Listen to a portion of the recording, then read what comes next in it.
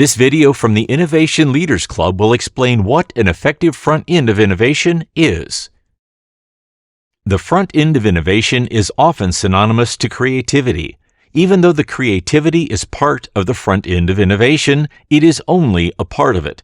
The front end of innovation must be structured, integrated with other innovation processes, and it should be initiated proactively to unleash its full potential.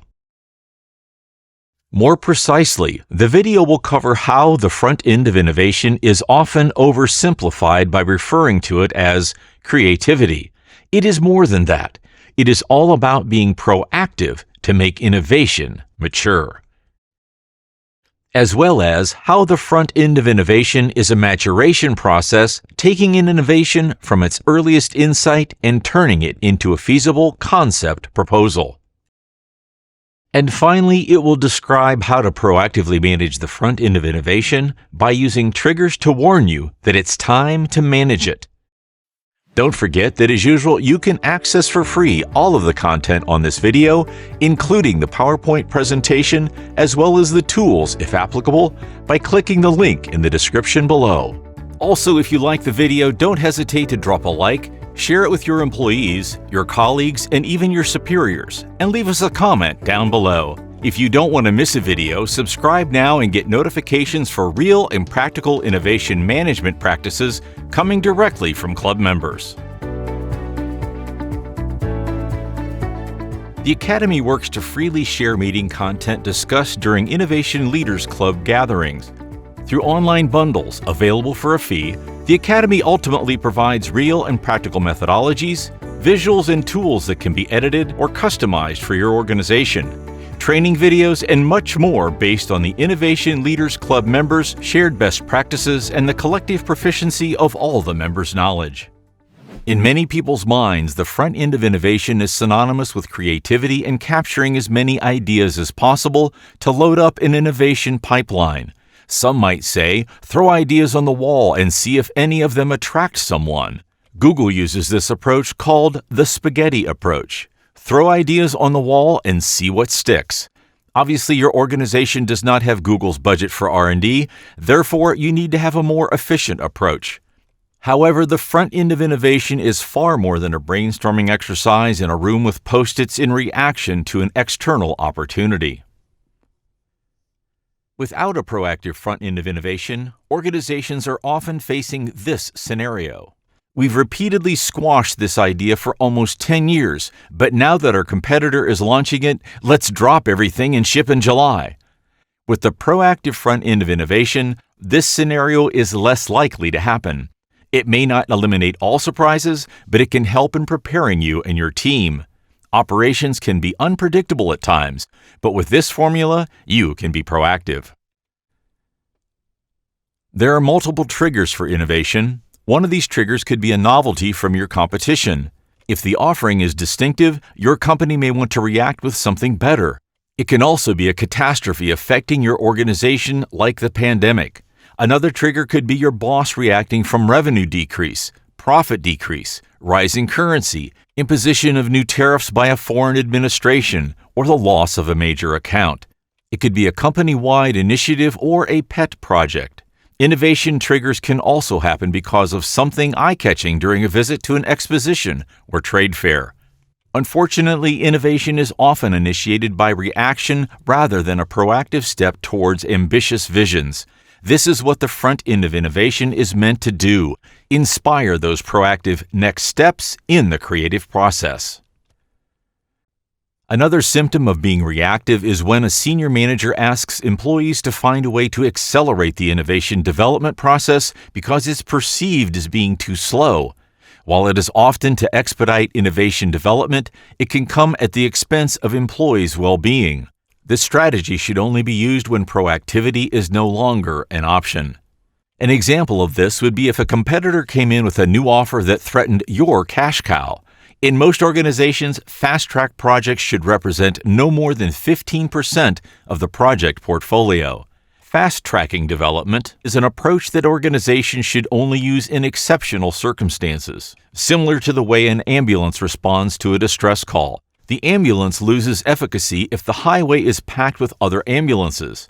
Innovation management is the same. The best way to get ahead of this is knowing where to put your efforts. This is the main purpose of proactive management in the front end of innovation.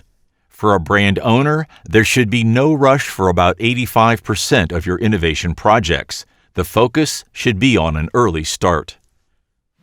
Never miss a video. Subscribe now and get notifications for real and practical innovation management practices coming directly from club members.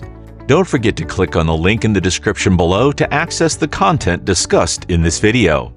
To simplify things for your management teams, colleagues, and employees, this management system presents with 5 key components: innovation strategy, front end of innovation, portfolio management, development, and launch. Innovation strategy is the first component, and it's the foundation of an innovation management system. It quantifies the objectives for innovation, defines areas of focus, and specifies an implementation plan. Following the innovation strategy comes the front end of innovation. So what is the front end of innovation? The front end of innovation is what happens when business opportunities are identified and selected.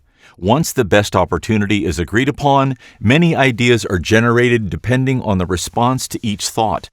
Multiple ideas are then combined and enriched, and from this, concepts are developed and their feasibility is evaluated.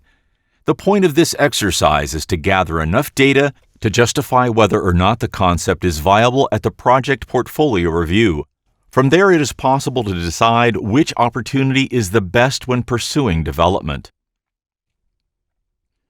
The following 3 components of an innovation management system are directly impacted by the front end of innovation: project portfolio management, innovation project transference, and finally, the system launch phase. Once the front end of innovation is completed, project portfolio management follows. The purpose of this is to select the best project proposals based on the previously defined innovation strategy. This should be completed while considering your organization's development and launch capacity.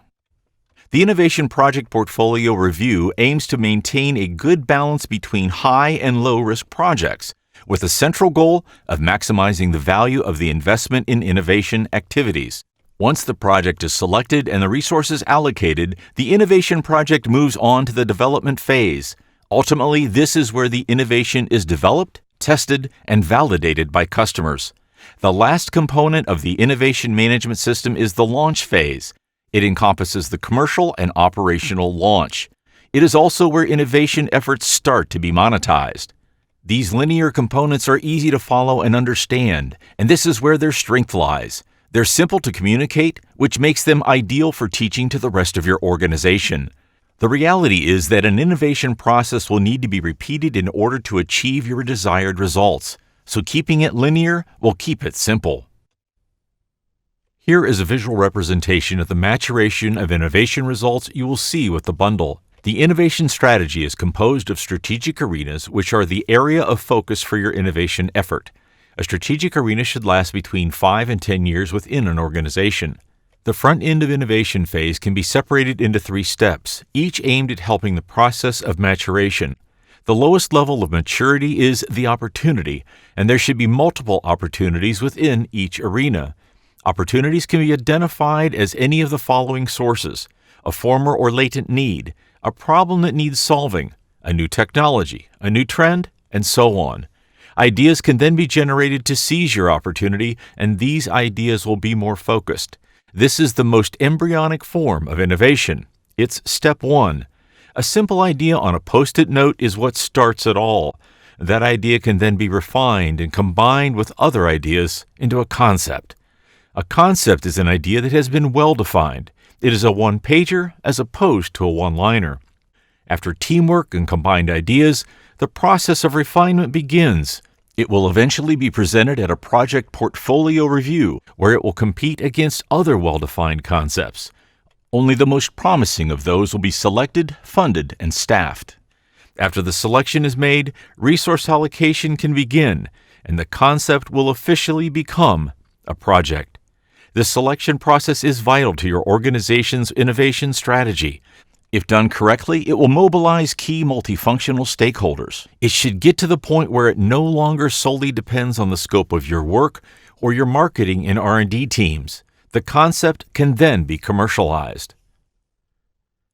Here's a visual representation of how you can use the maturation process proposed by the Innovation Leaders Club.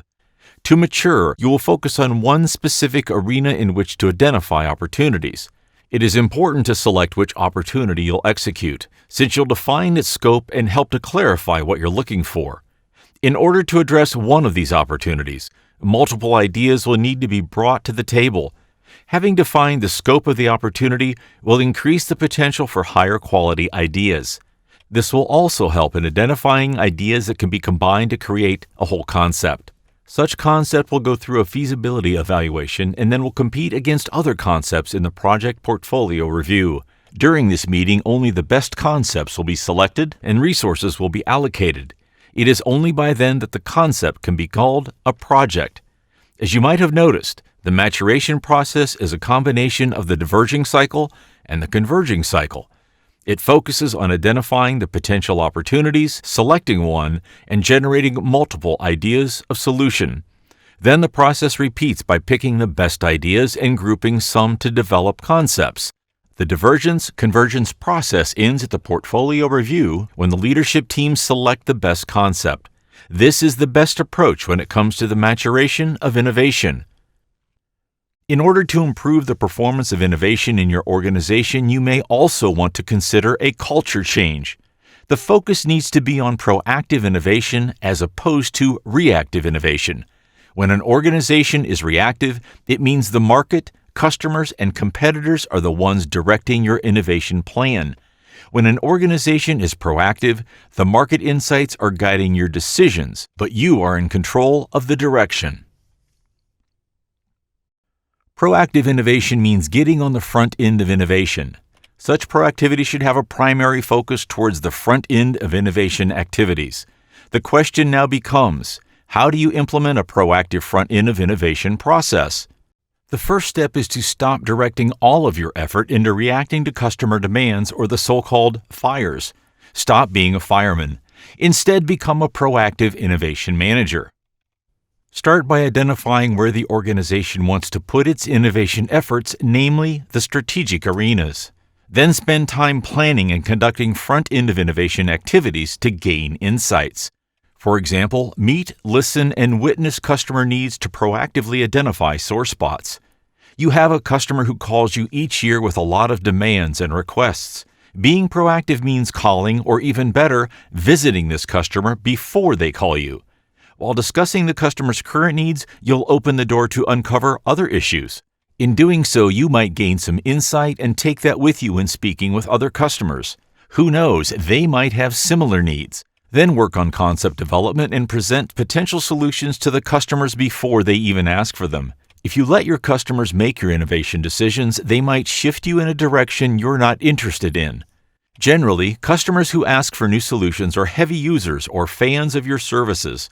Therefore, they are not necessarily a reliable representation of your overall target market. In fact, some organizations have ended up over-designing their offerings. Customers usually ask for what they know, which ultimately leads to Me Too projects or simple tactical innovations. When it comes to looking for who is responsible for the front end of innovation, the seat is often empty. No one knows the overall success required to get the innovation to a mature level for project activation. In club members' well-structured organizations, it is mainly the role of product managers to manage those activities, like a conductor would for an orchestra. This can also mean that the product management team doesn't have to get everything done by themselves. A good way to become proactive involves managing a product or offer lifecycle, which is one of the product manager's primary responsibilities. Even if your organization does not have a product manager, someone is likely managing the product lifecycle informally. It could be the sales team or even the CEO. For example, Apple had one of the greatest product managers of all time, Steve Jobs. Let's talk about how an innovation will mature from the innovation cycle to the market. Once an opportunity is identified or an innovation idea is submitted, the innovation cycle starts. It typically begins at the front end of innovation, where the innovation development and market launch phases follow. As the innovation hits the market from its introduction phase, Growth, maturity, and the decline phases follow. All of these become part of the market cycle. Identifying where your offering is in its life cycle is a powerful tool to trigger proactive innovation management. Many organizations use this trigger to initiate an innovation project when current sales offerings are declining, just like products 1 and 2 on this chart. They now realize that they will need to replace those offerings, so speed is now of the essence. A proactive approach, however, could trigger an innovation project when the product sales hit late maturity, just like products 3 and 4 on the chart. Unfortunately, after maturity, there's always a decline. By triggering the innovation in a proactive way, innovators are able to properly do their jobs. An ideal example would be if products 1 and 2 began to decline because sales are shifting to products 6 and 7, which are now growing. Projects B and C are being developed so that they can eventually replace products 3 and 4. Knowing which offerings are in the cycle's later stages helps you pinpoint which offers you might want to replace. In turn, this helps you plan your innovation strategy. This is a great opportunity to reassess whether or not some markets are still worth addressing. This reassessment exercise should be part of a portfolio review that occurs on an annual basis, a review which, when executed, triggers the front end of innovation phase. Thus, the underperforming product becomes an innovation opportunity. If you haven't done so yet, subscribe to our channel so you don't miss new videos on innovation management practices discussed during the Innovation Leaders Club meetings. You may also want to get a hold of this free content, including the entire PowerPoint presentation with the text associated in the video, and if applicable, the tools presented. You can find the link to get your free package in the description below. Finally, don't hesitate to leave us a comment or watch the next video to learn even more about innovation management practices.